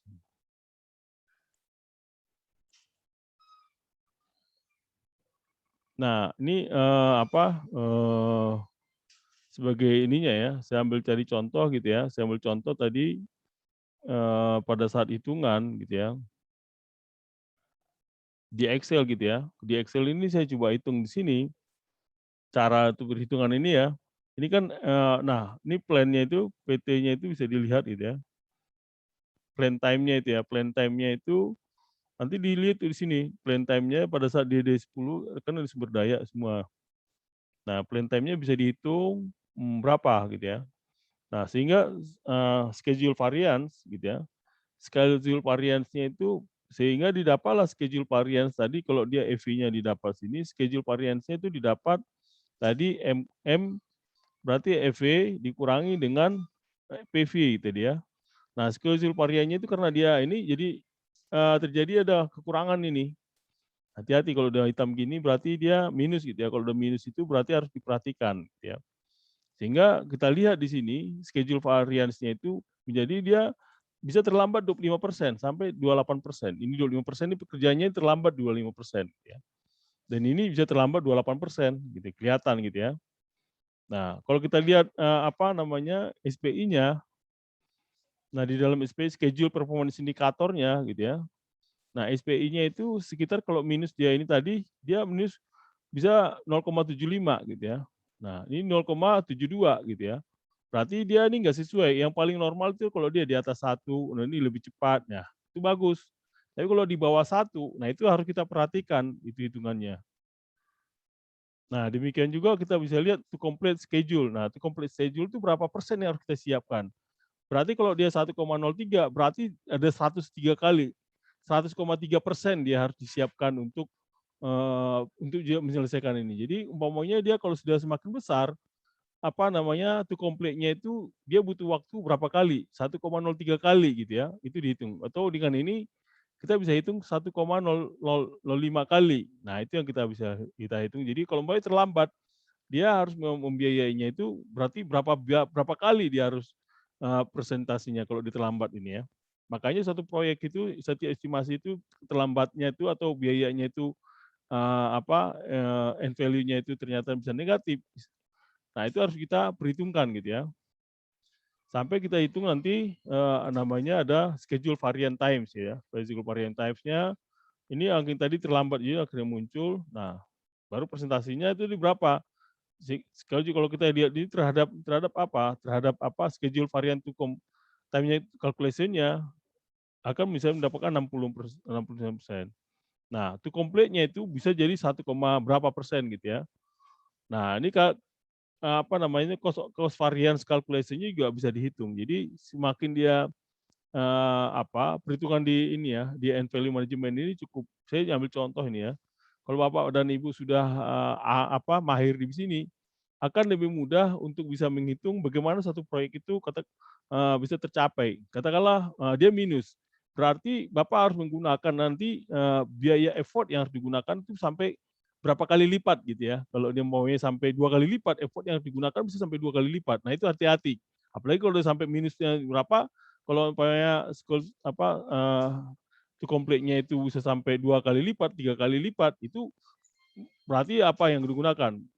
Cost-nya, materialnya, segala macam, dan sumber dayanya itu juga jadi besar yang digunakan. Nah, itu gunanya end value management itu ya, supaya kita tahu berapa effort yang harus kita keluarkan pada saat dia pekerjaan itu terlambat. Tapi kalau nggak terlambat, pekerjaan itu masih berarti di bawah itu di atas 1. Tapi kalau di bawah 1 tadi, atau dia time to complete-nya di atas 1, itu benar-benar harus kita perhatikan. Oke, ada pertanyaan?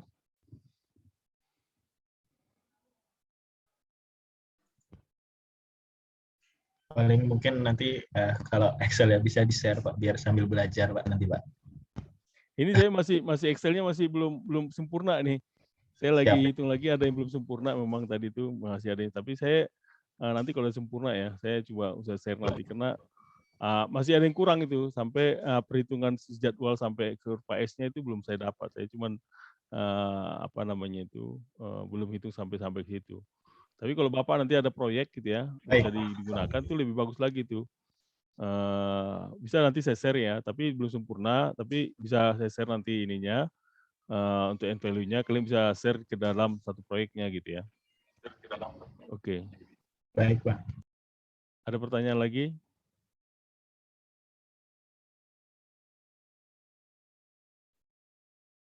Minggu depan itu langsung UTS ya Pak? Ya, UTS ya. Baik, Pak. UTS-nya karena kita ini ya, online ya. Open ya, open book. Dibikin close book juga open book juga nanti. Karena nggak lihat saya. Tapi tolong ya, kalau kalian itu ujian itu jangan di jalan ya. Sayang waktu kalian nanti kalau ujian tuh usahakan nanti pada saat UTS itu jangan di jalan itu ya. Usahakan mampir Baik, atau Pak. apa, ngerjakan itu kalau di jalan nanti sayang kalian itu ngerjainnya itu, apalagi ada kemarin itu ujiannya harus pakai apa handphone gitu ya. Aduh, sedih banget ya. Harus ngetiknya itu lama sekali ya.